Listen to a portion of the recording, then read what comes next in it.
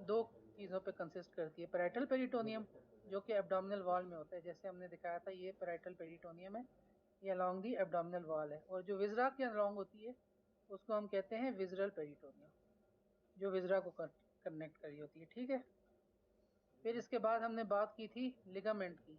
Ligament two fold of peritoneum होती है जो कि सपोर्टिंग स्ट्रक्चर होते हैं, जैसे फेल्सिफोलम लिगामेंट हमारे पास लिवर में होता है। फिर हमने बात की थी मिजेंट्री की। मिजेंट्री वो पेरिटोनियम का फोल्ड होता है जो कि पोस्टीरियर एब्डोमिनल वॉल और किसी स्ट्रक्चर को कनेक्ट करता है, जैसे ये हमारे पास स्मॉल बॉवल है, इसको पेरिटोनियल फोल्ड जो पोस्टीरियर एब्डोमिनल वॉल के साथ कनेक्ट करी इसको कहते हैं स्मॉल बॉवल मेजेंट्री। इस तरह हमारे पास मीजोसिग्मोइड कोलोन में भी ये मेजेंट्री होती है, ये जो इधर नजर आ रही है। ठीक है, इसके बाद हमने बात की थी ग्रेटर ओमेंटम की और लेसर ओमेंटम की। लेसर ओमेंटम जो होता है वो हमें स्टमक को कनेक्ट करता है लिवर के साथ, और लेसर कर्वेचर से लेके लिवर के दरमियान जो हमारे पास ये होता है इसको हम कहते हैं लेसर ओमेंटम, और जो ग्रेटर कर्वेचर से नीचे की तरफ हमारे पास कोलोन की तरफ जो एक्सटेंड करता है उसको क्या कहते हैं, ग्रेटर ओमेंटम। इसको हम आगे जाके भी पढ़ेंगे। तो ओमेंटम, मिजेंट्री और लिगामेंट क्लियर हो गया आपको? साथ जी साथ सर। रिस्पॉन्स भी करता रहे। जी जी सर। ठीक है, जी तो सबसे पहले हम लिगामेंट्स में आ जाते हैं, जिसमें से सबसे इंपॉर्टेंट जो हमारे लिए है वो फेल्सीफोरम लिगामेंट है। ये रेडियोलॉजिकल एनाटमी की क्लास है, ये डिटेल्ड एनाटमी की क्लास नहीं है। हमने सिर्फ वही वाली चीजें अपने जहन में रखी हैं जो हमें रेडियोलॉजिकली काम आती है। ठीक है, तो इसमें जो सबसे इंपॉर्टेंट लिगामेंट है ना वो फेल्सीफोरम लिगामेंट है। अच्छा, ये स्लाइड में आप लोगों को दे दूंगा, तो जो चीजें मैं स्किप कर रहा हूँ वो आप लोग ना बाद में खुद से भी पढ़ सकते हैं, लेकिन जो इंपॉर्टेंट चीजें रेडियोलॉजिकली वो मैं आप लोगों को बताऊंगा। तो ये फेल्सीफोरम लिगामेंट हमारे लिए इंपॉर्टेंट है। क्यों इंपॉर्टेंट है? क्योंकि ये हमारे पास दो स्पेसेस बनाता है। ये आपके पास ये नजर आ रहा है ये लिगामेंट, ये फेल्सीफोरम लिगामेंट है। फेल्सीफोरम लिगामेंट क्या होता है? ये हमारे जो सब फ्रेनिक स्पेस है इसको दो में डिवाइड करता है, राइट और लेफ्ट। तो ये वाली राइट आ गई, राइट सब फ्रेनिक स्पेस, और ये लेफ्ट सब फ्रेनिक स्पेस आ गई। तो इसकी ये इंपॉर्टेंस होती है, यहाँ कोई पैथोलॉजी होगी तो ये इस तरफ स्प्रेड नहीं करेगी क्योंकि फेल्सीफोरम लिगामेंट बैरियर होगा। और अगर कोई लेफ्ट सब फ्रेनिक स्पेस में कोई पैथोलॉजी होगी वो इस तरफ स्प्रेड नहीं कर सकती क्योंकि वो बीच में फेल्सीफोरम लिगामेंट एक बैरियर बना रहे हैं। ठीक हो गया? जी ये इसमें इसने बता दिया, देखो ये राइट और लेफ्ट सबफ्रेनिक स्पेसिस को आपस में डिफरेंशिएट करता है। जी और ये कह रहा है कि सब पेरिटोनियल ट्यूमर जो स्प्रेड फेल्सिफोरम लिगामेंट में मिमिक दी लिवर मेटास्टेसिस, कि ये जो पेरिटोनियम से एक ट्यूमर जा रहा है जो कि फेल्सिफोरम लिगामेंट के अंदर एक्सटेंड कर रहा है, लेकिन it is not extending into the liver. लेकिन फेल्सिफोरम लिगामेंट क्योंकि लिवर के अंदर से गुजर रहा होता है तो हमें ऐसे लगता है कि ये हेपेटिक मेट्स है, लेकिन ये मेट्स होते हैं पेरिटोनियल मेट्स इन दी फेल्सीफोरम लिगामेंट। ये पॉइंट क्लियर हो गया आपको? जी It is not a liver metastasis, it is a metastasis of the peritoneum, and peritoneum is extending as a form of uh, falciform ligament into the liver। तो ये चीज आपको clear होनी चाहिए। ठीक हो गया? इसके बाद लेसर ओमेंटम ग्रेटर ओमेंटम की बात हमने कर ली थी। लेसर ओमेंटम में दो लिगामेंट्स होते हैं, एक गैस्ट्रो एक होता है हमारे पास गैस्ट्रो हेपेटिक लिगामेंट जिसके अंदर गैस्ट्रिक आर्टरी होती है, लेफ्ट गैस्ट्रिक आर्टरी होती है और कोरोनरी वेन होती है। ये एनाटमी की चीजें जो आपको रिकॉल हो रही हैं। और जो दूसरा होता है वो हिपैटो ड्यूडिनल लिगामेंट होता है। अब जब इसकी एम्ब्रियोलॉजिकली जब डेवलपमेंट हो रही होती है 8th वीक में, तो वेंट्रल मेजेंट्री जो होती है ventral part of the pancreas भी कंटेन करती है। ये जब आप उसकी वो एम्ब्रियोलॉजी जो हमने पढ़ी थी अभी, आप वो ट्विस्ट करता है और वो सारा लंबा कहानी हमारे लिए रेडियोलॉजी के लिए इतनी इंपॉर्टेंट नहीं है। इंपॉर्टेंट ये है कि इसका ओरिजिन में जो वेंट्रल एनालेज ऑफ द पेनक्रियास था वो भी इन्वॉल्व था। इसका ये सिग्निफिकेंट है कि जो अब जो हिपैटो ड्यूडिनल लिगामेंट है वो रूट बनता है spread of the pancreatic disease का। यानी पेनक्रियास की डिजीज, पेनक्रियास में जो डिजीज है थ्रू हिपैटोड्यूडेनल लिगामेंट पोटा हेपेटिस और लिवर के अंदर एक्सटेंड कर सकती है। अगर कोई पैनक्रियाटिक सीए है या पैनक्रियाटिक कोई हमारे पास फ्लूइड है दोनों हमारे पास उसके मेटास्टेसिस या वो फ्लूइड एक्सटेंड कर सकता है through hepatoduodenal ligament into the liver, क्योंकि उनका ओरिजिन जो था वो जो पैंक्रियाटिक हेड का और वेंट्रल मेजेंट्री का वो सारा सेम था इन दी 8th वीक, और वो सारा आपको बाकी चीजें आप पढ़ सकते हैं। इंपॉर्टेंस ये है कि ये डिजीज पेनक्रियास से स्प्रेड हो सकती है, हेड ऑफ द पेनक्रियास से थ्रू इनटू द लिवर। आप ये देख रहे हैं डायग्राम इधर, ये पेनक्रियास का हेड है, ये हिपेटोड्यूडिनल लिगामेंट है, ये एक्सटेंड कर रहा है into the porta hepatis and liver. अब पेनक्रियास का सीए अगर अंदर है तो उसके मेटास्टेसिस जा सकते हैं, अगर पेनक्रियाटाइटिस है फ्लूइड अंदर से जा सकता है, ठीक है। तो ये एक सोर्स होता है पेनक्रियास का, spread through hepatoduodenal ligament into the liver and the porta hepatis. इसके बाद हमारे पास जो सबसे इंपॉर्टेंट चीज है ना, वो हमारे पास है ट्रांसवर्स मीजोकोलोन। जिस तरह आपने फेल्सीफोरम लिगामेंट का आपको पहले मैंने बताया था कि वो राइट और लेफ्ट सबफ्रेनिक स्पेसिस के दरमियान डिफरेंशिएट करता है, तो हम जो बेसिक स्पेसिस करते हैं जो आगे आपको बताएंगे वो on the basis of transverse mesocolon का करते हैं। तो ट्रांसवर्स मीजोकोलोन हमारे पास क्या होता है, ये एक पेरिटोनियल फोल्ड है जो कि ट्रांसवर्स कोलोन को रेट्रोपेरिटोनियम के साथ जोड़ती है, ठीक है। ये ट्रांसवर्स कोलोन आ गई, और उसके पीछे की साइड पे हमारे पास रेट्रोपेरिटोनियम होता है। इन दोनों को आपस में जो जोड़ती है वो ट्रांसवर्स मीजोकोलोन होता है, जो कि इसमें हमें दिखाया गया है, ठीक है। इसके अंदर मिडल कोलिक वेसल्स होती हैं। इसकी स्प्रेड की क्या इंपॉर्टेंस है, अगर पेनक्रियाटिक हेड का कैंसर है तो वो इसके अंदर एक्सटेंड कर सकता है। जब आप इसको देखेंगे एक्सियल और कोरोनल में, तो आपको इसके अंदर थिकनिंग या कोई नोडुलैरिटी नजर आए in the presence of the pancreatic cancer, तो आप कह सकते हैं कि the disease process is extended from the pancreas into the transverse mesocolon. और ये बहुत कॉमन है कि ये हो जाता है, और इसमें vessel because it is numerous vessels and vascular control is difficult and extension into the mesocolon renders the pancreatic cancer inoperable। जब पेनक्रियास का कैंसर ट्रांसवर्स मेसोकोलोन में चला गया तो ये इनऑपरेबल है, इसलिए आपने सर्जन को बताना लाजमी है। इसलिए आपके पास जब पेनक्रियास का सीए का केस लगता है in the real life, exam में इस तरह तो इतना मुश्किल नहीं पूछेंगे, रियल लाइफ में आप इसको डिफरेंट सेक्शंस में देखें ट्रांसवर्स मेसोकोलोन को, और कोशिश करें उसमें आपको नोडुलैरिटी तो नहीं मिल रही। अगर आपको उसमें नोडुलैरिटी मिल रही है, that's mean that in the presence of the pancreatic cancer this nodularity means it is a metastatic spread into the transverse mesocolon and the disease is now non resectable। तो ये सर्जन को आपने बताना है।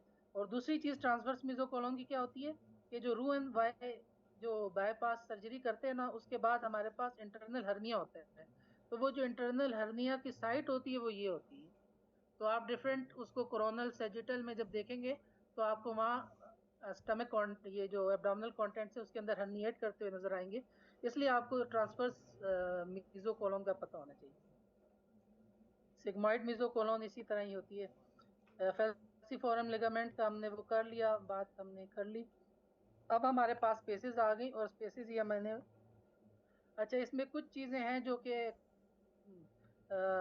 रेडियो ज्ञान थोड़ा सा कुछ टर्मिनोलॉजीज अलग यूज करता है, और जो हमारे पास रेडियोग्राफिक्स का आर्टिकल है वो थोड़ा सा अलग यूज करता है, लेकिन मोटी मोटी बातें मोटे मोटे कॉन्सेप्ट सेम है, ठीक है। तो उसमें कंफ्यूज नहीं होना, ये मैं शेयर कर दूंगा, आप देख के इसको बाद में समझ सकते हैं। और कुछ चीजें कॉन्ट्राडिक्टरी इसमें होंगी तो उसमें से आपने परेशान नहीं होना, आपने बस मेन अपना कॉन्सेप्ट करना है, और रेडियोलॉजिकल जो आपके इंपॉर्टेंट पॉइंट है वो आपने याद रखने हैं। तो जो हमने क्या बात की थी कि ट्रांसवर्स मेसोकोलोन होती है, वो ट्रांसवर्स कोलोन को किसके साथ जोड़ती है, रेट्रोपेरिटोनियम के साथ। ये आपके पास ट्रांसवर्स मेसोकोलोन इधर नजर आ रही है, ये हाईलाइट होती नजर आ रही है आप लोगों को, ये मैं हाईलाइट कर रहा हूँ इसको। हाँ, ये जो लिगामेंट है यानी ये जो मेसोकोलोन है ट्रांसवर्स मेसोकोलोन, ये हमारे दो स्पेसिस में हमें डिवाइड करती है एब्डोमेन को, ठीक है, पेरिटोनियम को, सुप्रा मेसोकोलिक कंपार्टमेंट और इंफ्रा मेसोकोलिक कंपार्टमेंट।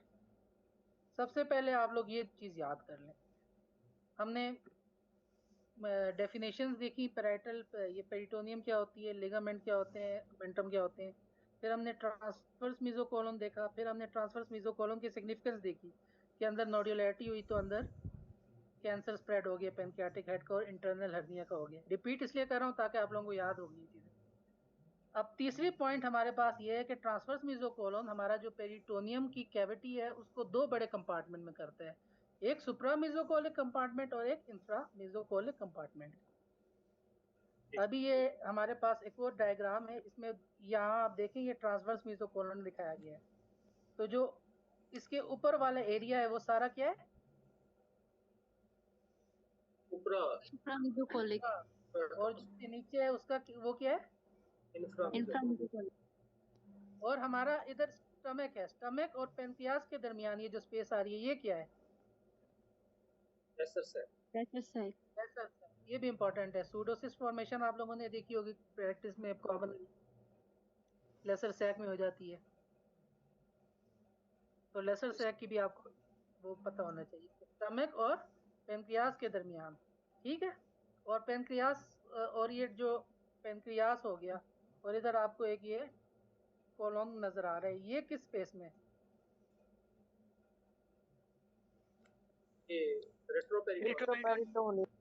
रेट्रोपेरिटोनियम, सही है। तो ये सारा जो आपको पीछे नजर आ रहा है ना, ये सारा रेट्रोपेरिटोनियम है।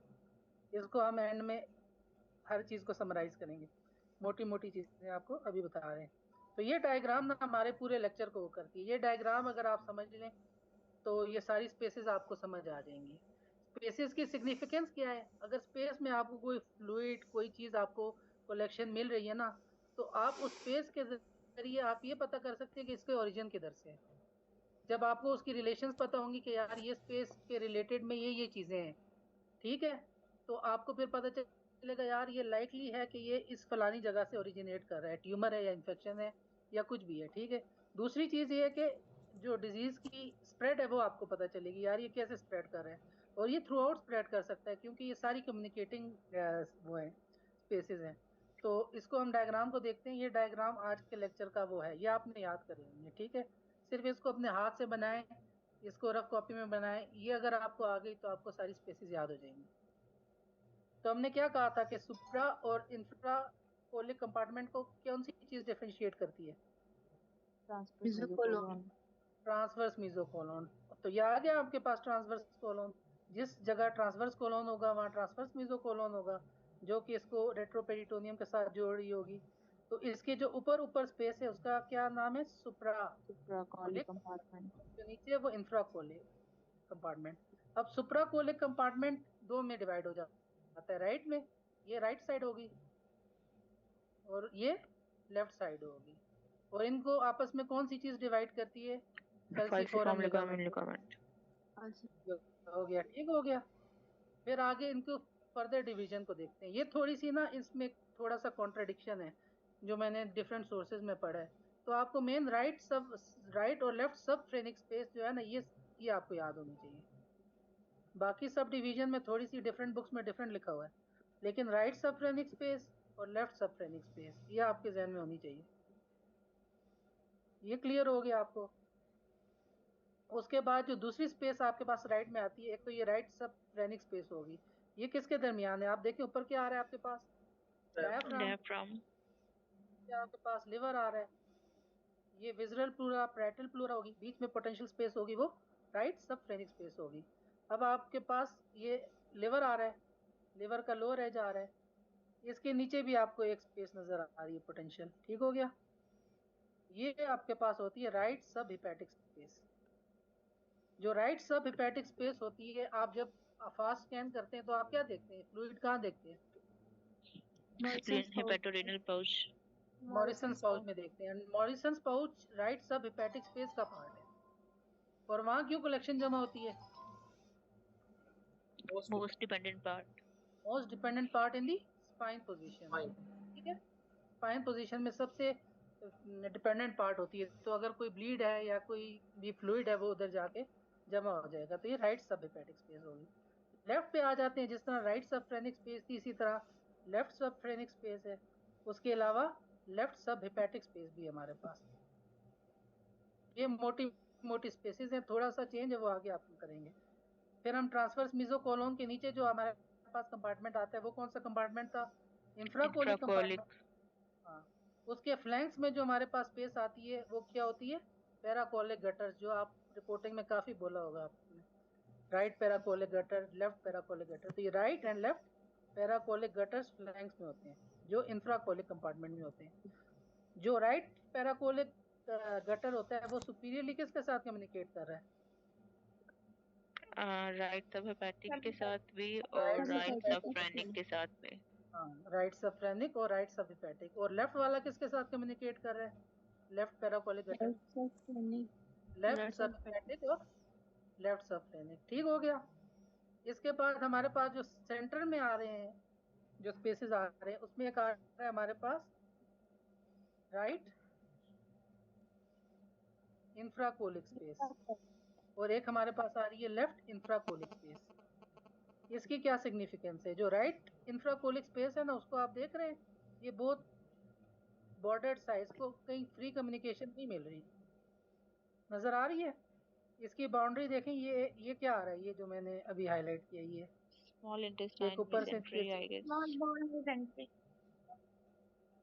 हाँ, ये मेजेंट्री है। ठीक है, ये जो मेजेंट्री होती है स्मॉल इंटेस्टाइन की, ये इसको बिल्कुल कन्फाइन कर लेती है, ये कहीं से भी कम्युनिकेट नहीं कर रहा होता। इधर जो कलेक्शन होगी ना, राइट इंफ्राकोलिक कंपार्टमेंट की कलेक्शन, वो कन्फाइन होगी, वो आगे पेल्विस के अंदर एक्सटेंड नहीं करेगी।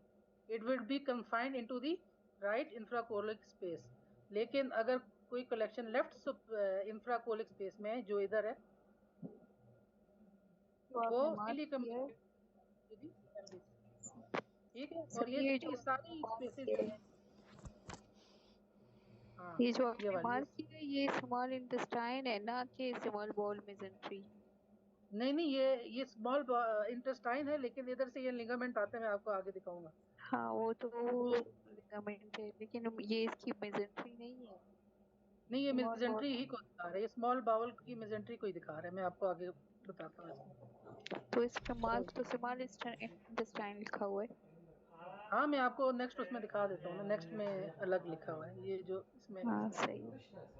वो स्मॉल इंटेस्टाइन का पार्ट होती है, वो उसको कहते हैं, एक मिनट, असल में ये इतने पहले पढ़ा है, आपको दिखा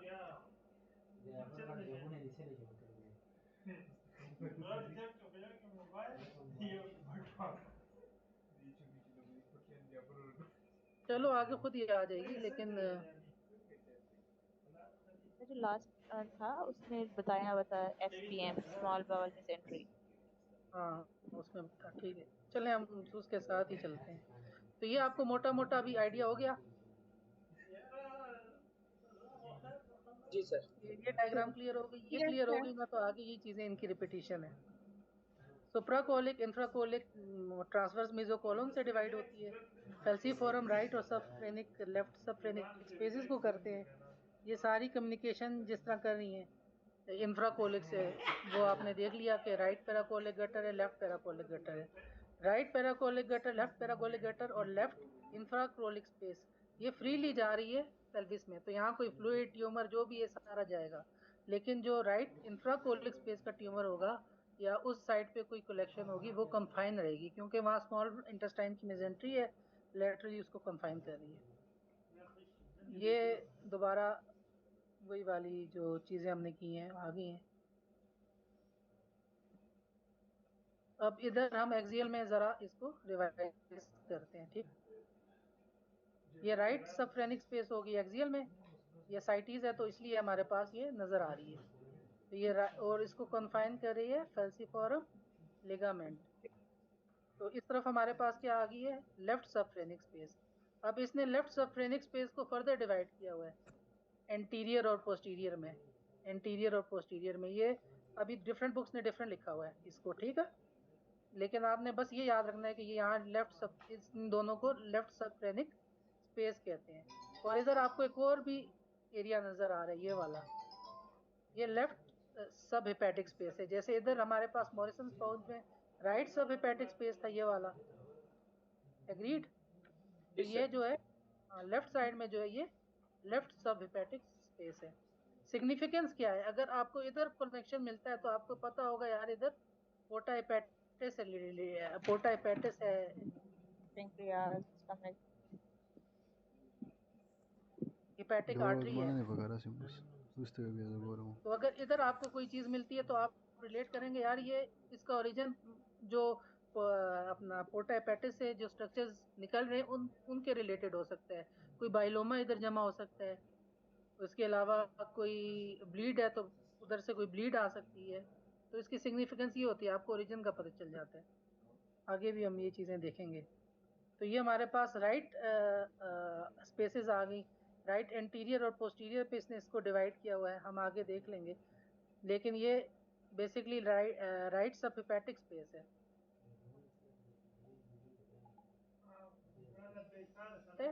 स्टमक के दरमियान और पेनक्रियास के दरमियान। और ये आगे किसके थ्रू कम्युनिकेट करता है? राइट सब हिपैटिक स्पेस से। Foramen of Winslow. Winslow. Foramen of Winslow भी हम आगे देखेंगे। ये फोरामेन ऑफ विंसलो इधर कहीं होता है। तो ये फिर राइट सब हिपैटिक स्पेस से करता है। ठीक है, ये दोनों राइट एंटीरियर पोस्टीरियर से डिवाइड किए हुए। ये हमारे पास एक और वो आ गया। इसमें देखें हमारे पास ये राइट सब फ्रेनिक स्पेस है, ये लेफ्ट सब फ्रेनिक स्पेस है, और ये फेल्सिफोरम लिगामेंट के जरिए डिवाइड हुई है। अब हमारे पास एक एरिया ये आ रहा है, ये क्या है? तो ये बताएगा, ये है जो मैंने हाईलाइट किया है।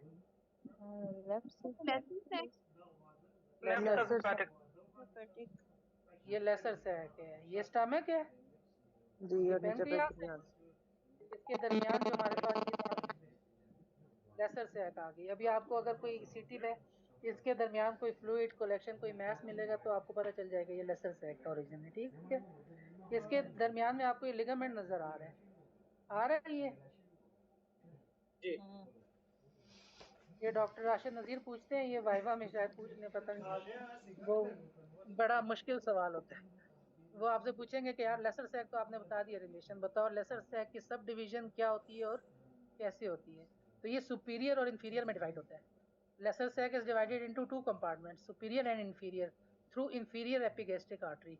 ये ना लिगामेंट होता है जिसके अंदर से इंफीरियर एपिगैस्ट्रिक आर्टरी जारी होती है। तो ये दो में डिवाइड कर देते हैं। ठीक है, सुपीरियर और इंफीरियर, बस इतनी सी बात याद रखें। ये डॉक्टर राशिद का पेट क्वेश्चन है, हो सकता है वो कोई केस इस तरह का ले आए लेसर सैक का और साथ आपसे पूछने जी इसको क्या डिवाइड करता है। ये एक्सीलेंट लेने के लिए ना ये वाला सवाल हो सकते मुश्किल, तो आपकी लक है अगर ये पूछ लें। तो ये जो केस है ये सूडोमिक्सोमा पेरिटोनाई का है। अब देखें जब सूडोमिक्सोमा पेरिटोनाई ऊपर स्कैल्पिंग कर रही है लिवर का, तो अभी आपको पता चल रहा है कि यार कौन कौन सी स्पेसेस है। ये हमने बहुत दफा केस देखा हुआ है, लेकिन हमें पता नहीं था कि कौन कौन सी स्पेसेस इन्वॉल्व है। तो अभी हम बता सकते हैं यार right sub hepatic space involve है, राइट सब फ्रेनिक स्पेस भी इन्वॉल्व है, और अगर हम लेफ्ट में देखें तो लेफ्ट में भी हमें एक डेंस ऑफ फ्लूइड मिल रहा है in the left sub phrenic space. ठीक है, ये हमने क्यों डिवाइड किया? इसलिए डिवाइड किया क्योंकि उसके जरिए हमें उसका ओरिजिन का पता चल जाता है कि हम उसके रिलेशन में स्ट्रक्चर देखेंगे और उसके जरिए हम वो करेंगे। ठीक हो गया। अभी हमारे पास जो लेफ्ट मिजोकोलिक स्पेसिस थी वो लेफ्ट यानी मेन उसमें आपको याद रखने का ये है कि जो लेफ्ट मिजोकोलिक में लेफ्ट सब फ्रेनिक स्पेस होती है सारी, जो है ये लेफ्ट सब फ्रेनिक स्पेस है। कुछ आर्टिकल्स इसको कुछ और कहते हैं, कुछ और कहते हैं। और एक हमारे पास जो ये वाली स्पेस है, ये कौन सी स्पेस है? लेफ्ट सब हिपैटिक स्पेस। ये तो आपको याद होनी चाहिए। फिर फर्दर डिवीजन अगर आपने पढ़नी है तो इधर इसने बताया हुआ है कि उसको एंटीरियर और पोस्टीरियर में डिवाइड कर देते हैं। ठीक है, एंटीरियर जो होती है वो इधर से स्टार्ट होती है फेल्सिफोरम लिगामेंट से, और इसका जो एक्सटेंट होता है वो पोस्टीरियरली लिवर सरफेस, ये कोरोनरी जो लिगामेंट होता है वो उसका एक्सटेंड होता है। आगे फिर इसने फर्दर डिवीजन किया, लेकिन मोटी मोटी आपने दो स्पेसेस यहाँ याद रखनी है, लेफ्ट सब फ्रेनिक स्पेस और लेफ्ट सब हिपैटिक स्पेस। ये सारी कम्युनिकेशन और ये मैं आपको दे दूंगा, ये आप लोग पढ़ लें अगर आप लोग आगे इसको एक्सटेंड वो पढ़ना चाहते हैं, इसकी कम्युनिकेशन पढ़ना चाहते हैं या इसके बाकी सब डिवीजन। लेकिन मोटा मोटा आपने ये याद रखना है कि this is the left sub phrenic space, this is this left सब हिपैटिक स्पेस। ठीक हो गया। जी। एंटीरियर पोस्टीरियर में ये डिवाइड है, बाद में इसको आप बुक कर सकते हैं। और इसको पेरिस्प्लेनिक स्पेस भी कहते हैं, ये जो इसके बाद यानी ये हमारे पास आ गई सबफ्रेनिक स्पेस, ये हमारे पास आ गई सब हिपैटिक स्पेस, और जो स्प्लीन की तरफ हमारे पास जो स्पेस है उसको आर्टिकल्स कहते हैं कि ये सब ये पेरिस्प्लिनिक स्पेस है। ये जो पेरिस्प्लिनिक स्पेस है ना, ये नीचे किसके साथ कम्युनिकेट करेगी? Inferiorly left paracolic left paracolic left paracolic gutter, और लेफ्ट पैराकोलिक गटर जाके पेल्विस में पेल्विस एक्सटेंड में। होगा। ठीक हो गया। ये इस तरह आगे चाहिए। जो राइट की है, राइट साइड में हमारे पास 3 स्पेसेस मेनली होती हैं। एक राइट सब फ्रेनिक स्पेस हिस्पैनिक, होती है। सब हेपेटिक, पैराकोलिक। हेपेटिक और पैराकोलिक। राइट सब हिपैटिक का पार्ट ही होता है, ये जो पैराकोलिक गटर जो है, सॉरी ये जो मॉरिसन्स पाउच होता है। ठीक हो गया। ये हमारे पास जैसे लिवर के ऊपर ये जो एक सारी राइट में, ये सारी हमारे पास सबफ्रेनिक स्पेस है। इसके बाद हमारे पास यहाँ सब हिपैटिक स्पेस है, और ये जो हमारे पास स्पेस है ये मॉरिसन्स पाउच है। और ये मॉरिसन्स पाउच आगे फोरामेन ऑफ विंसलो के जरिए किसके साथ कम्युनिकेट करेगा? Lesser lesser sac. Lesser sac. Sac. Lesser sac के साथ। ये अभी राइट सबफ्रेनिक स्पेस की वो एक्सटेंशन बता रहे हैं कि ऊपर डायाफ्राम है, कोने में फेल्सीफोरम लिगामेंट है, नीचे लिवर है। ये इसके रिलेशन है। ठीक है, ऊपर डायाफ्राम, नीचे लिवर, साइड में फेल्सीफोरम लिगामेंट। ये आ गया सबफ्रेनिक स्पेस।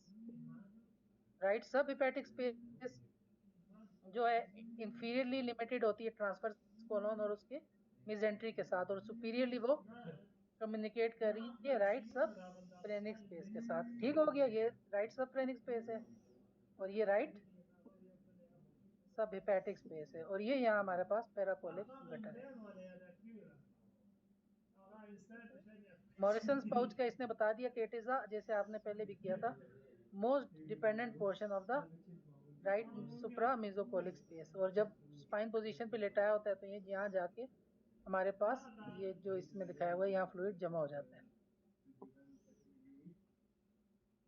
इसमें भी ये इसने बता दिया राइट सबफ्रेनिक स्पेस इधर नजर आ रही है, और किडनी के दरमियान और लिवर के इंफीरियर सब के दरमियान ये हमारे पास मॉरिसन्स पाउच नजर आ रहे हैं। और ये यहाँ आगे जाके एक्सटेंड करेगा through the foramen of Winslow into the lesser sac. इस जगह ये लेसर सैक। ठीक हो गया। और लेसर सैक 2 में डिवाइड होता है, सुपीरियर और इंफीरियर, थ्रू द लिगामेंट। और लिगामेंट का कंटेंट क्या होता है? Inferior epigastric artery. ये अंदर से जारी होती है, इंफीरियर एपिगैस्ट्रिक आर्टरी। ठीक है, आगे भी देख लेंगे। इसी तरह ये चीज़ आगे रिवाइज हो रही है। लेसर सैक इसमें दिखाया जा रहा है, ये लेसर सैक है। ये हमारे पास राइट सब हिपैटिक स्पेस जो है इसके अंदर कम्युनिकेट कर रही है, और ये इसी तरह राइट सब फ्रेनिक स्पेस है। नेक्स्ट आगे, नेक्स्ट में भी इसने आगे वही चीज़ दिखाई है। राइट सब phrenic space, right sub hepatic space आगे कम्युनिकेट करेगी लेसर सैक के साथ। सर लेसर सैक हमारे पास आगे। जी पूछे। सर मैंने आपसे कहना था कि जो लेफ्ट सब हेपेटिक स्पेस होती है वो लेफ्ट पैराकोलिक गटर के साथ कम्युनिकेट नहीं करती ना, क्योंकि फ्रेनिकोकोलिक वो लिगामेंट उसको। हाँ हाँ, वो उसको वो करता है, लेकिन वो स्प्लिनिक जो स्पेस थी ना, पेरिस्प्लिनिक स्पेस, उसके साथ कम्युनिकेट करती है। और पेरिस्प्लिनिक स्पेस फिर नीचे जाती है इनडायरेक्ट। समझ आ गई? डायरेक्टली उसका नीचे कम्युनिकेशन नहीं है। ठीक है, हाँ जी, ठीक है। कंफाइनमेंट है। हाँ, हो जाएगा। अगर आप कह रही हैं वहाँ फ्लूइड हो गया, आप देखें ना एसाइटिस जब होती है तो ये सारी की सारी सारी स्पेसेस फिल हो जाती हैं। क्यों होती है फिल? क्योंकि हर जगह कम्युनिकेशन है। समझ आ गई?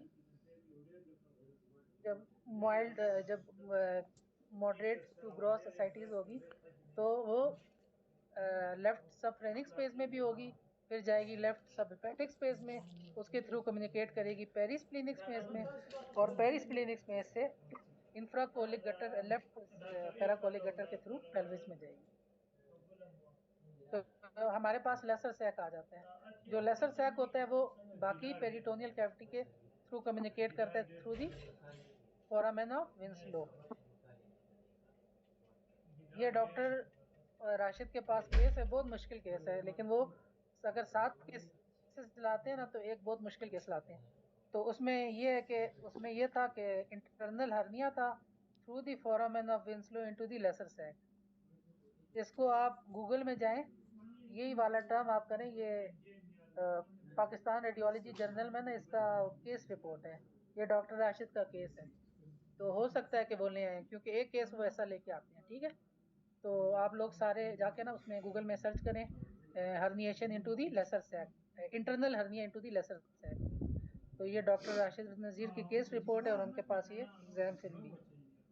ये फेल करने वाली फिल्म होती है, लेकिन अगर आपने अभी देख लिया तो आप लोग पिक कर लेंगे।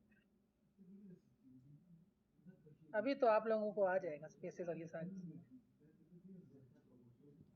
तो ये हमारे पास लेसर सैक की रिलेशंस आ गए हैं। ठीक है, जो लेसर सैक होता है वो lesser sac is anterior to the pancreas, यानी ये पैंक्रियास है, इसके एंटीरियर है and posteriorly behind the stomach. ठीक है, ये स्टमक है और इसके पीछे है। The margin of foramen of Winslow contain the portal vein, hepatic artery and the common bile duct. ये कंटेंट होते हैं, ये हम उसमें पढ़ चुके हैं, एनाटॉमी में अपने पार्ट 1 में पढ़ चुके हैं। तो फोरामेन ऑफ विंसलो के जो हमने रिलेशन पढ़े थे वो भी इसमें आपको दिखा रहे हैं। ये देखें, ये हेपेटोरीनल स्पेस है, सब हेपेटिक स्पेस है बेसिकली। मॉरिसन्स पाउच जो हमने किया था, ठीक है, ये मॉरिसन्स पाउच देखें कैसे कम्युनिकेट कर रहा है फोरामेन ऑफ विंसलो के साथ। ये हमारे पास फोरामेन ऑफ विंसलो है, अभी क्लियर हो रहा है? जी सर। और ये देखें, ये लेसर सैक के अंदर हमें कम्युनिकेट कर रही है हमारे पास सुपीरियर, वो वाला superior compartment of the lesser sac है। लेसर सैक को हमने दो में डिवाइड किया था ना, सुपीरियर और इन्फीरियर। सुपीरियर होता है वो बाकी उससे कम्युनिकेट कर रहा होता है। और यहाँ कौन सी आर्टरी जा रही होगी? इंफीरियर इस तरफ, हाँ, इंफीरियर एपिगैस्ट्रिक आर्टरी। ठीक हो गया। उसके रिलेशन जो हमने रट्टा मारे थे ना, अभी हमारे पास सामने इमेज आ गई है। तो इस इमेज को देख के हमने जो पार्ट 1 में मारे थे कि ऊपर पोर्टल वेन होती है, पीछे आईवीसी होती है और ये फलाना डिमकाना, तो ये सारा आपको इधर नजर आ रहा है। Foramen of Winslow lesser sac communicate कर रहा है थ्रू दी मॉरिसन्स पाउच। बाकी ये चीजें लिखी हुई हैं, ये आप लोग बाद में पढ़ लेना। दोबारा वही वाली डायग्राम है जो लेसर सैक को बता रही है कि जो इंफीरियर एपिगैस्ट्रिक ये जो होता है पेनक्रियाट, अच्छा इसको कहते हैं क्या, इसको कहते हैं पेनक्रियाटो गैस्ट्रिक फोल्ड, जिसके अंदर लेफ्ट गैस्ट्रिक आर्टरी होती है, inferior gastric left gastric artery. ये डिवाइड करती है लेसर सैक को इंटू सुपीरियर कंपार्टमेंट और जो सुपीरियर कंपार्टमेंट है वो रेस्ट ऑफ द पेरिटोनियम के साथ कम्युनिकेट करता है through the foramen of Winslow. ये देखिए, ये कोड डायग्राम है, इसमें कितना अच्छा जबरदस्त उसने बताया हुआ है। ये सुपीरियर आपको नजर आ रही है compartment of the lesser sac, ये लेसर, ये जो inferior compartment of the lesser sac आ रहा है। और ये फोरामेन ऑफ विंसलो के थ्रू जो है मॉरिसन्स पाउच के थ्रू कनेक्ट वो कर रहे हैं। ये फिर उसने वो सेम चीज दिखाई हुई है, सिटी में दिखाई है। तो हमने सुप्रा मिजोकोलिक स्पेस आप लोगों को याद हो गई अभी, ये मसला तो नहीं है? राइट लेफ्ट, हाँ, कोई कोई इसको रिवाइज कर लेगा मोटा सा। सुप्रा मिजोकोलिक कंपार्टमेंट में कौन कौन से स्ट्रक्चर्स हमारे पास एरियाज आते हैं? कॉलिक में हमारे पास आते हैं राइट सबफ्रेनिक और लेफ्ट सबफ्रेनिक स्पेस। ये दोनों जो होती हैं ये फॉल्सिफॉर्म लिगामेंट डिवाइड करता है इनको। राइट सबफ्रेनिक स्पेस के साथ नीचे राइट सब हेपेटिक स्पेस होती है और लेफ्ट सबफ्रेनिक स्पेस का नीचे लेफ्ट सब हेपेटिक स्पेस होती है। इसके अलावा जो हमारे पास स्पेस होती है between the stomach and pancreas, वो स्पेस जो होती है वो लेसर सैक वाली एरिया होता है। लेसर सैक इसका divided into two compartments, lesser sac superior and lesser sac inferior, जो कि डिवाइड होता है गैस्ट्रोपेनक्रेटिक फोल्ड से। उस फोल्ड के अंदर से लेफ्ट गैस्ट्रिक आर्टरी जाती है। और जो हमारे पास लेफ्ट लेसर सैक है सुपीरियर, वो कम्युनिकेट करती है with the right subhepatic space और right subphrenic space through foramen of Winslow। ठीक है, ये हमारे पास सुप्रा मेसोकॉलिक कंपार्टमेंट आ गया। उसके बाद हमारे पास जो इंफ्रा मेसोकॉलिक कंपार्टमेंट है which is divided by the transverse mesocolon supra और इंफीरियर में। जो इंफ्रा मेसोकॉलिक कंपार्टमेंट है वो डिवाइड होगा 4 स्पेसेस में, जो इसको अलोंग मैं दी आगे असेंडिंग और डिसेंडिंग। ठीक है जी डॉक्टर, जी, असेंडिंग और अभी डिसेंडिंग। आगे ना ठीक है ठीक है, अभी सिर्फ हमने सुप्रा कोलिक तक, अच्छा अब ठीक, दोबारा ओके रिवाइज कराता हूँ मैं। सॉरी, ठीक ठीक है। ठीक है बेटा, आपने सारा 100% यानी समझ आ गई। एक बंदे को भी समझ आ गई ना तो बहुत बड़ी बात है। तो बस इसको आप ड्रा करें और फिर याद रखें अपने पास ना, एक डायग्राम सी बना दें ताकि इसको, इस लेक्चर की समरी आपने बना जैसे आपने 5 मिनट में ना कोलिक कंपार्टमेंट बता दिया, इसको अपने पास नोट कर लें ताकि आप बाद में इसको रिवाइज कर सकें। तो इंफ्राकोलिक कंपार्टमेंट दो हमने बोला था, राइट पैराकोलिकेटर, लेफ्ट पैराकोलिकेटर। फिर हमने बोला था जो राइट मीजोकोलिक कंपार्टमेंट जो ये हमें नजर आ रहा है, ये कन्फाइन होता है स्मॉल बाउल की मेजेंट्री की वजह से। ठीक हो गया, जो कलेक्शन होगी वो सारी नीचे एक्सटेंड नहीं करेगी, लोकलाइज्ड होगी। लेफ्ट मीजोकोलिक कंपार्टमेंट में कलेक्शन जो होती है वो फ्रीली कम्युनिकेट करती है टू दी पेल्विस और लेफ्ट पैराकोलिकेटर। और हमने ये भी बोला था जो लेफ्ट पैराकोलिकेटर है वो ऊपर लेफ्ट सुप्रा जो सुप्रा मीजोकोलिक कंपार्टमेंट है उसके पेरिस्प्लिनिक स्पेस के साथ कम्युनिकेट कर रहा था। तो ये हमारे पास सिटी में देखें, ये पेशेंट है जिसमें एसाइटिस भी है और पेरिटोनियल डिजीज भी है। तो उसमें हमारे पास सारा का सारा उस कंजेशन की वजह से स्पेसेस नजर आ रहे हैं। तो ये राइट साइड पे जो हमारे पास फ्रीली आ रहा है वो राइट पैराकोलिक गटर है, लेफ्ट में जो आ रहा है वो लेफ्ट पैराकोलिक गटर है, और ये लेफ्ट मीजो कॉलोन है, और ये राइट मीजोकोलिक कंपार्टमेंट है। और जो राइट मीजोकोलिक कंपार्टमेंट है उसे देखें, वो सारा कन्फाइंड है, नजर आ रहा है अभी आपको। वो देखें उसमें कोई भी फ्लूइड नीचे एक्सटेंड नहीं कर रहा है, ये ड्रा कर रहा हूँ मैं। क्लियर हो गया, ये जो सारा फ्लूइड है वो within the right mesocolic compartment है। लेकिन लेफ्ट मीजो कंपार्टमेंट में देखें जो फ्लूइड है वो फ्रीली पेल्विस के अंदर एक्सटेंड कर रहा है, और ये लेफ्ट पैराकोलिक गटर है। सर ये राइट मीजोकोलिक इसकी कंपार्टमेंट का लैंडमार्क क्या है इस पे? लैंडमार्क ये यहाँ से स्मॉल बाउल मेजेंट्री आ रही है ना, ये जो आ रही है ये इसका एज है, ये जाके सीकम की जगह पे लगती है। इसके एनाटमी एग्जैक्ट अभी मुझे याद नहीं है, लेकिन ये रूट ऑफ द मेजेंट्री से निकलता है और ये जाके सीधा उधर जो सीकम है उस जगह लगता है, उधर हमारे पास इसकी बाउंड्री बनती है। ये राइट मिज यहाँ हम कर लेते हैं, देख लें। Bounded by the transverse mesocolon superiorly इसमें ट्रांसवर्स मीजोकोलन आपको नजर आ रहा है, राइट में and to the right and by the root of the small bowel mesentery inferiorly and to the left. तो ये जो इसके इंफीरियरली और लेफ्ट पे यहाँ तक जो ये ट्रांसवर्स में हमारे पास आ रही है, सारा क्या रूट ऑफ द मेजेंट्री है, ये इसको कंफाइन करती है राइट मीजोकोलिक कंपार्टमेंट को। और लेफ्ट मीजोकोलिक कंपार्टमेंट है वो फ्री कम्युनिकेशन होता है उसके साथ पेल्विस का। और सिग्मोइड मीजोकोलोन जो होता है वो जो सिग्मोइड मीजोकोलोन होता है वो थोड़ा सा इसके लिए बैरियर बनाता है।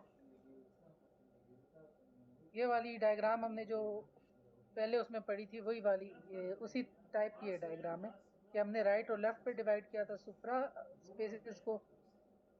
उसके बाद जो हमारे पास इंफ्रा कोलिक कंपार्टमेंट है वो ट्रांसवर्स मीजोकोलोन, मेरे ख्याल से वो बिल्कुल सही, वो सेम है। अब यहाँ देखें ये लिखा हुआ, किसी ने कहा था ना कि स्मॉल बावल है, ये देखें ये रूट ऑफ द मेजेंट्री है, इधर सही लेबल हुआ नजर आ गई। जी सर।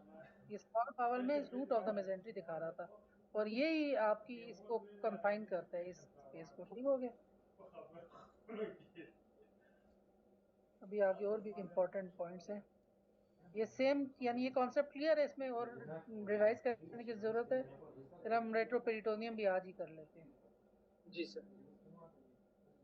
ये देखें ये वही चीज़ है कंपार्टमेंट, और देखें इनमें फ्री कम्युनिकेशन है आपस में नज़र आ रही है।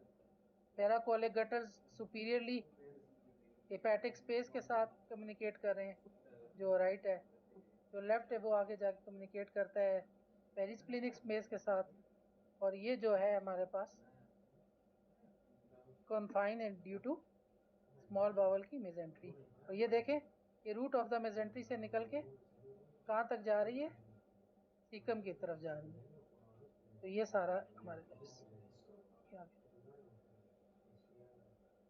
यही वाली बात की है जो मैं 2-3 दफ़ा रिवाइज कर चुका हूँ। ये जो स्मॉल राइट इंफ्रा मीजोकोलिक स्पेस होती है वो लिमिटेड होती है स्मॉल बावल की मेजेंट्री के लिए, इसलिए इसमें जो कलेक्शन होती है वो वहाँ कन्फाइंड रहती है। लेकिन अगर लेफ्ट इंफ्रा मीजोकोलिक स्पेस में कोई कलेक्शन है वो पेल्विस के अंदर फ्रीली कम्युनिकेट करेगी। फिर हमारे पास पेल्विक स्पेस में लास्ट में हमारे पास आ जाते हैं कि ग्रेविटी डिपेंडेंट मोस्ट जो एक्युमुलेशन होती है फ्लूइड की वो वुमेन्स में किधर होती है? Pouch of Douglas. हाँ, पाउच ऑफ डगलस में। तो ये पाउच ऑफ डगलस इसमें दिखा दिया, ये मोस्ट डिपेंडेंट वो है जिसके पीछे आपको रेक्टम सामने ये यूट्रस नजर आ रहा है, इसके दरमियान अल्ट्रासाउंड में यहाँ फ्लूइड हम देखते रहते हैं। तो ये हमने जो है पेरिटोनियम की एनाटमी को कवर कर लिया है। अभी हमारे पास आ जाती है रेट्रोपेरिटोनियम की एनाटमी, वो बहुत ही सिंपल है और उसमें एक इंटरेस्टिंग पॉइंट भी बताऊंगा।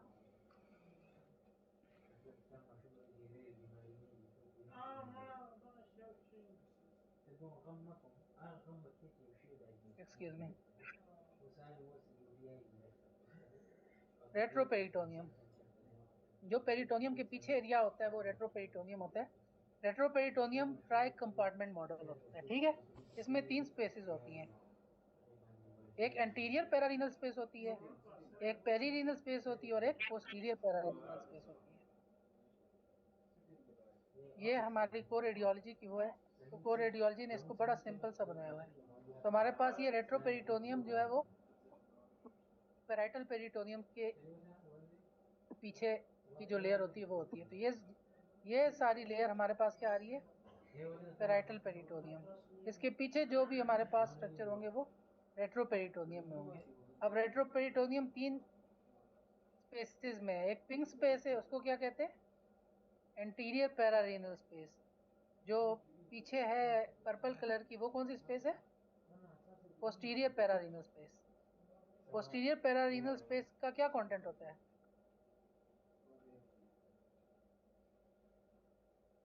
बताया, मेनली इसके अंदर फैट होता है, ठीक हो गया।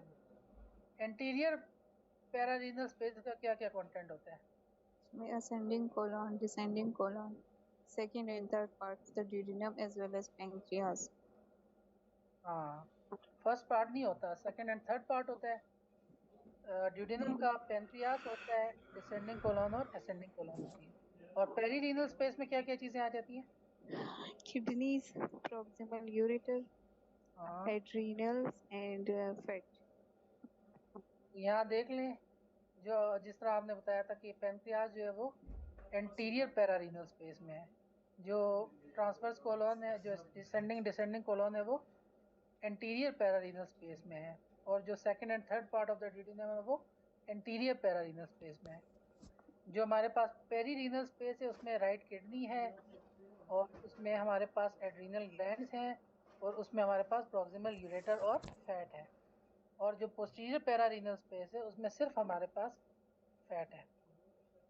तो हमारे पास जो एंटीरियर पैरारीनल स्पेस होती है जिसके हमने कंटेंट्स अभी देख लिए थे, पैंक्रियास, ड्यूडेनम का सेकंड थर्ड पार्ट, कोलोन, वो हमारे पास उसकी जो बाउंड्रीज होती है एंटीरियरली क्या होती है?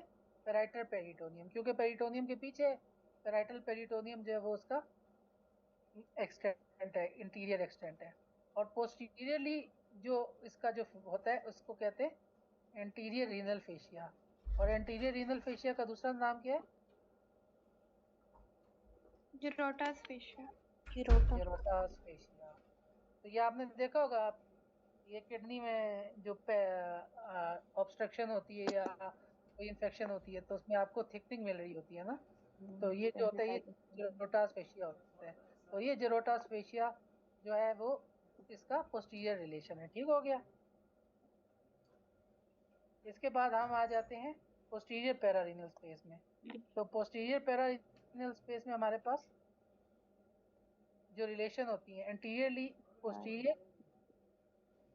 पोस्टीरियर रीनल फेशिया और पोस्टीरियर ट्रांसवर्स सैलस फेशिया, जो ट्रांसवर्स सैलस मसल के आगे होते हैं, ये इसके एंटीरियर एंड पोस्टीरियर है। कंटेंट सिर्फ फैट है। पोस्टीरियर रीनल फेशिया का दूसरा नाम क्या है? Zucker candle. जुकर कैंडल, ठीक हो गया। एंटीरियर आपको पता चल गया और पोस्टीरियर पता चल गया, जेरोटास फेशिया और जुकर कैंडल। अभी पेरीरीनल स्पेस में आ गए। पेरीरीनल स्पेस को एंटीरियरली इसका जो एंटीरियर वो होगा क्या होगा, कौन सा फेशिया होगा जो इसको लिमिट करेगा? जेरोटास फेशिया। और पोस्टीरियरली क्या होगा? Zucker candle. ठीक हो गया। और इसके कंटेंट्स क्या क्या होते हैं? इसमें लिटिल किडनी, ureter. बिल्कुल, आप लोग अभी मास्टर हो गए। ठीक हो गया। अभी इसमें नई चीज़ आपको सिखाऊंगा जो शायद आपको नहीं पता होगी, शायद पता भी होगी। ये डायग्राम वही चीज़ बता रही है। ठीक है, 3 कंपार्टमेंट्स हमने स्टडी कर लिए। अभी जो हमें ग्रेट टर्नर साइन मिलता है उसमें पैनक्रियाटाइटिस में, उसमें जो हमारे पास ब्लड फ्लक्शन होता है वो पोस्टीरियर पैरारीनल स्पेस में होता है। सबक्यूटेनियस होता है ना, और पीछे की तरफ होता है, पोस्टीरियर की तरफ होता है। ये पोस्टीरियर पैरारीनल स्पेस में हमारे पास इसमें ब्लड नजर आता है। एक्यूट पैनक्रियाटाइटिस के साइन है ग्रेट टर्नर साइन। अभी हमारे पास जो जेरोटास फेशिया थी ना, ये एंटीरियरली, एग्रीड, जी जिसको सर। एंटीरियर रीनल फेशिया भी कहते हैं। अभी जो लेटेस्ट तो नहीं कहेंगे, 2012 या 2013 में एक थ्योरी आई है कि इसके अंदर भी एक पोटेंशियल स्पेस होती है। जैसे पैराइटल और विजन पेरिटोनियम पोटेंशियल स्पेस है ना, इस तरह जो जेरोटास फेशिया उसके विदन भी एक वो स्पेस है, उसको कहते हैं रेट्रोमेसेंटेरिक प्लेन। कोई इन्फेक्शन, कोई ट्यूमर इसके थ्रू भी आगे स्प्रेड कर सकते हैं। तो उसको ज्यादातर लोग जो होते हैं ना, वो जो यानी जिसको इतनी एनाटॉमी इतनी डेप्थ में नहीं पता हमारे जैसे, तो वो रेट्रोमेसेंटेरिक प्लेन की पैथोलॉजी को एट्रीब्यूट करते हैं एंटीरियर पैरारीनल स्पेस की में। वो कहेंगे कि यार ये एंटीरियर पैरारीनल स्पेस में फ्लूइड है जो कि स्टैंड कर रहा है। नहीं, retromesenteric plane is within itself separate entity and it is a part of a Gerota's fascia. ठीक हो गया। तो ये प्लेन्स होते हैं, इनको प्लेन्स कहते हैं। एक रेट्रोमेसेंटेरिक प्लेन है। रेट्रोमेसेंटेरिक प्लेन किधर बनता है? जेरोटास फेशिया में। तो इस तरह जो एंटीरियर है, इसी तरह हमारे पास पोस्टीरियर में ये कौन सा था? Zucker candle. जुकर के क्या था? जुकर कैंडल ही था। और इसके दरमियान जो प्लेन बनता है ना, उसको कहते हैं पोस्टीरियर पैरारीनल प्लेन। एक मिनट, चलो इसको आगे कर, रेट्रो रीनल प्लेन मेरे ख्याल से है। इसको आगे देख लेते हैं क्या नाम है, मेरे जहन से। According to recent study, the perirenal fascia is not made up of a distinct unlimited fascia. सिर्फ fascia नहीं होता, rather it is composed of multi layers of the variable fused embryonic mesentery, creating a potential space between the retroperitoneal spaces. इसके within itself भी जो fascia जो हमने कहा था, उसके within itself भी प्लेन होता है। अच्छा, जो जेरोटास फेशिया में पोटेंशियल स्पेस है उसको कहते हैं रेट्रोमेसेंटेरिक प्लेन। ठीक हो गया। और जो जुकर कैंडल में होता है उसको कहते हैं रेट्रो रीनल प्लेन, ये जो इधर आ रहा है। और ये जो फ्लैंक पे होता है इसको कहते हैं लेटरल कोनल फेशिया और लेटरल कोनल प्लेन। ठीक हो गया। प्लेन्स याद हो गए स्पेसेस के बाद?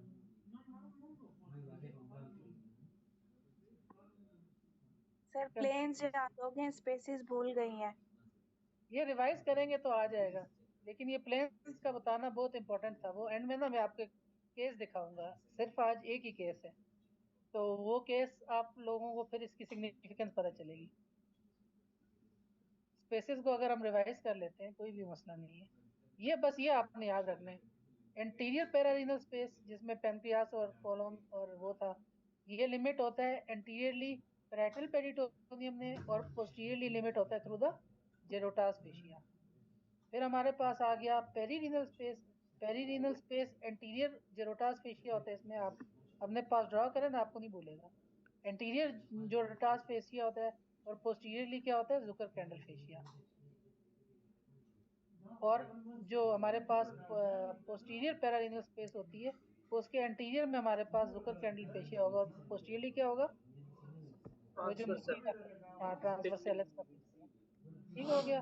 फिर हमने कहा कि ये जो हमारे पास जुकर कैंडल फेशिया है, जेरोटास फेशिया है और लेटरल कोनल फेशिया है, इसके दरमियान भी एक पोटेंशियल स्पेस है, उसको हमने प्लेन्स कहा।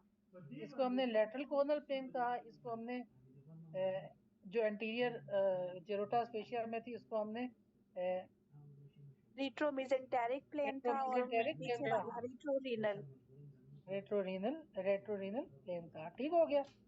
अब ये जो तीनों है ना, ये तीनों प्लेन्स, ये इंफीरियरली जाके आपस में एक प्लेन बना देती है। अब मैं आपको दिखाता हूँ। ये आपके पास आ गया किडनी। किडनी के इंटीरियरली क्या होगा? कौन सा फिश? जीरोटा फिश। जिसमें रेट्रोमेसेंटेरिक प्लेन है। पीछे क्या होगा? Zucker candle fascia. और जुकर कैंडल फेशिया में कौन सा प्लेन है? रेट्रोरीनल।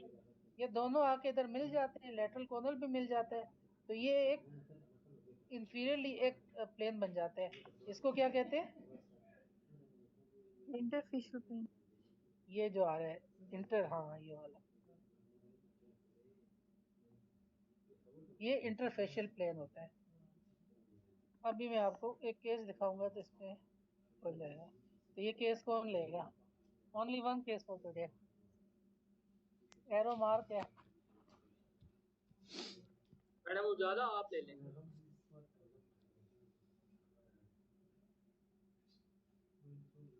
ले इजी केस है।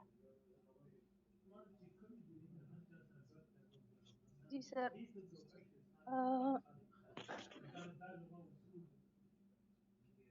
X-ray CT abdomen with contrast, coronal sections. Fat stranding is noted along the left kidney,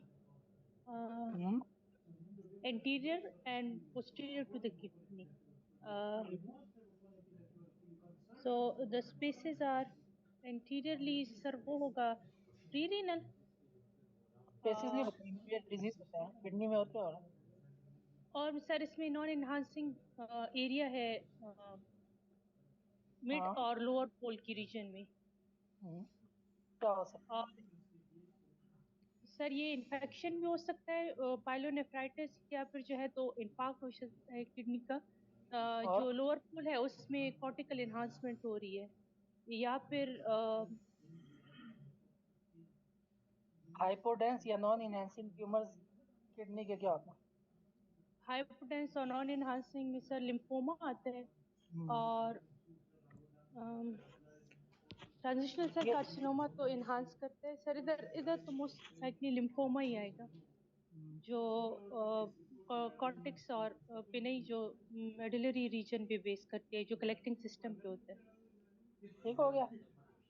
तो बाद में आप ये देखें इसमें डिजीज लिम्फोमा का एलिमेंट इन्होंने क्यों कहा है? क्योंकि फैट स्ट्रैंडिंग में ज्यादा हुई भी है सराउंडिंग स्पेसिस में, तो पाइलोनेफ्राइटिस नहीं बनेगा दादा?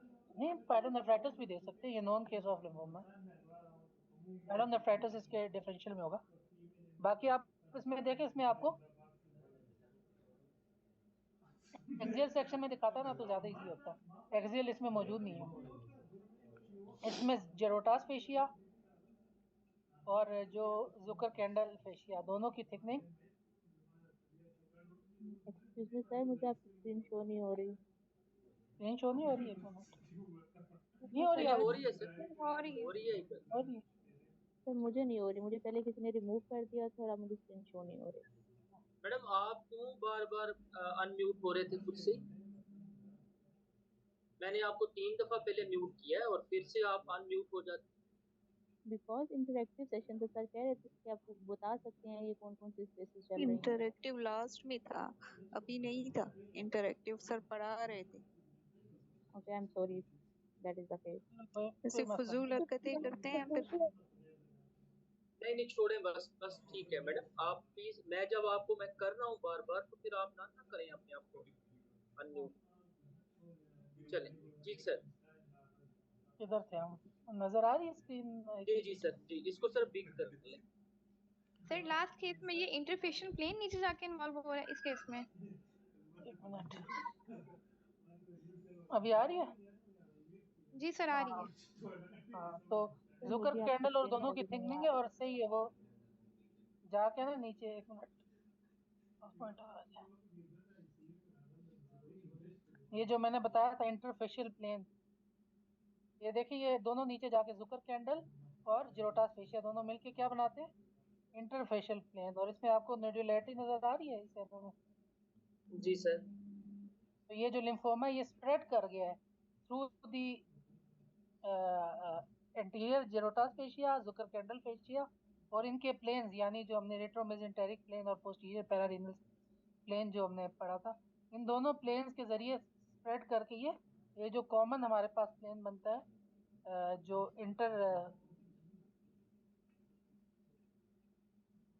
आवाज आ रही है, जी जी सर। सर इंटरफेशियल प्लेन है। ये इंटरफेशियल प्लेन में ये एक्सटेंड कर गया है। तो इसकी इम्पोर्टेंस ये है कि आप सर्जन को या ऑन्कोलॉजिस्ट को एग्जैक्ट आप बता सकते हो, यार देखो इसमें ये जो है कौन कौन से एरियाज इन्वॉल्व हो गए हैं। ठीक है, तो एक्सटेंड ऑफ द डिजीज आप इस तरह इसमें बता सकते हैं। बाकी सर आप लास्ट केस को अपने वर्ड्स में डिस्क्राइब कर देंगे। इसको जी क्योंकि उसमें कॉर्टिकल थिनिंग भी है और ये सारा सेंट्रली तो हमें लिम्फोमा का मैथ है, उसके अलावा जो हाइपोटेंस एरियाज वो कैलिसिस डायलेटेड हैं ये कैल्सी लग रहा है डायलेटेड, ये और इसको कह रही है और इसको कह रही है, और इसके क्योंकि इसमें अंदर नेफ्रोमेगैली भी नहीं है, लिम्फोमा का टिपिकल फीचर है। हाँ बस इसमें ये नॉन इनहेंसिंग सा एरिया है। अभी इसको आप इन्फेक्शन भी वो कर सकते हैं, लेकिन आप देखिए ठीक है। इसमें नोड्यूलैरिट एक्सटेंशन आ रही है और नोड्यूलैरिटी आ रही है। जो नोड्यूल्स आ रहे हैं ना, नोड्यूल्स आपको इन्फेक्शन में नहीं मिलेंगे। Nodules are more in favour of the lymphoma. और जब एक्सियल राइट। सेक्शन होगा तो आपको उसमें उसकी एक्सटेंशन और उसकी जो वो है स्प्रेड, यानी पैरारीनल आपको लिम्फ नोड भी मिल सकते हैं जो अंदर की तरफ एक्सटेंड कर लें, तो वो आपको क्लासिक पिक्चर मिलेगी। ये डायग्राम में सिर्फ आपको ये नहीं दिखाना कि पैथोलॉजी लिम्फोमा है, इसमें आप लिम्फोमा बोले, आप इसमें इसको इन्फेक्शन बोलें, इसमें आपको दिखाना ये चाह रहे थे कि anterior Zucker candle fascia, Zuckerkandl fascia और ये जेरोटास फेशिया की थिकनिंग और इसके जरिए पोटेंशियल जो है उसके अंदर जो डिजीज प्रोसेस एक्सटेंड कर रहा है, ये आपने बताना। ठीक है, इसके सर अलावा ये तो जो छोटी छोटी चीजें आप इंटरफेशियल देखें तो प्लेन छोटा बना सा वो था ये किससे बना डायवर्टिकुलाइज। था? क्या चीज? ये जो प्लेन था ये जी सर ये किससे रेट्रोमेजेंटेरिक बना प्लेन। था? हाँ, ये जेरोटास फेशिया में जो प्लेन था रेट्रोमेजेंटेरिक प्लेन, और जो दूसरा प्लेन था जुकर कैंडल फेशिया में, इन दोनों के प्लेन से मिलके ये कॉमन प्लेन बनता है। इसको कॉमन इंटरफेशियल प्लेन कहते हैं। इसमें अभी इसने एक और बात लिखी है ना, यहाँ ये देख लें, सर जी इंटरफेशियल प्लेन जो एक्सटेंड करता है। लेटरल जी कोनल जी, फेशिया हम कहते हैं, लेटरल कोनल फेशिया सर वो भी तो चीज बता हाँ दें। हाँ, वो भी इसके साथ इसका वो लेटरली होता है। अब वो इस सेक्शन में नजर नहीं आएगा, ये लेटरल कोनल फेशिया, ये जो आपको ये साइड में नजर आ रहा है लेटरली ओके। एंटीरियरली। हाँ, और इसके अंदर भी प्लेन होता है जिसको लेटरल कोनल प्लेन कहते हैं। ये बिल्कुल साइड में होता है बिटवीन दी रेट्रोरीनल प्लेन और रेट्रोमेजेंटेरिक प्लेन, फ्लैंक साइड में। ठीक हो गया? सर एक बात अच्छा, क्लियर कर दें, हम इसको सैजिटल में और एक्सेल में तो बता सकते हैं एंटीरियर पोस्टीरियर फेशिया को, लेकिन जब हम कॉर्नल सेक्शन देख रहे हैं तो उसके अंदर हम कैसे कमेंट कर सकते हैं कि ये नहीं एंटीरियर उसमें वाला नहीं कर फेशिया सकते, है? उसमें सिर्फ ये जो नीचे जा रहा है ना कॉमन कॉमन फेशिया वो नजर आ रहा है, कॉमन यस, फेशिया इसमें तो हम नहीं बता सकते कि जो रोटा है या जुकर कैंडल है, क्योंकि वो तो लेटरली नजर आ रहा है। वो लेटरली नजर आएंगे। इसलिए मैं कह रहा था ना एक्सियल और जो दूसरे सेक्शन है उसमें आपको नजर आएगा, इसमें आपको नजर नहीं आएगा। सही कह रही हैं आप। ठीक। हम एज्यूमेबली मैं कह रहा था कि दोनों ही इन्वॉल्व हुए होंगे क्योंकि इतनी थिकनिंग है, थिकनिंग कर रहा हूँ। सर जो फिर सुपीरियर है वो जेरोटास फेशिया है, जो इंफीरियर है वो जुकर कैंडल है। ये एंटीरियर दोनों में पोस्टीरियर होती है ना, एंटीरियर पोस्टीरियर डिवाइड होती सही है, पोस्टीरियरली जुकर कैंडल है फिर। सर ये जो एक्सियल में आपने दिखाया था है। हाँ लेट्रोकोनल फेशिया, हाँ तो कंबाइंड भी वहीं पे जाके बनेगा हाँ ये? हाँ, नहीं ये नीचे जाके बनेगा, उस जगह नहीं बनेगा, अच्छा नीचे नीचे जाके होगा। बनेगा जहाँ किडनी खत्म हो रही है ना। अब देखें यहाँ ये खत्म हो रही है, किडनी का एज खत्म हो रहा है, यहाँ जाके ये नीचे जाके ये बनता है, पेल्विस की तरफ बनता है ये। तो सर लेट्रोकोनल इसमें सैजिटल लैटरल में कॉर्नल इसमें नजर नहीं आ रहा ना, सैजिटल कट है ना, तो वो फ्लैंक में होता है, वो इस तरह नजर नहीं आ रहा है।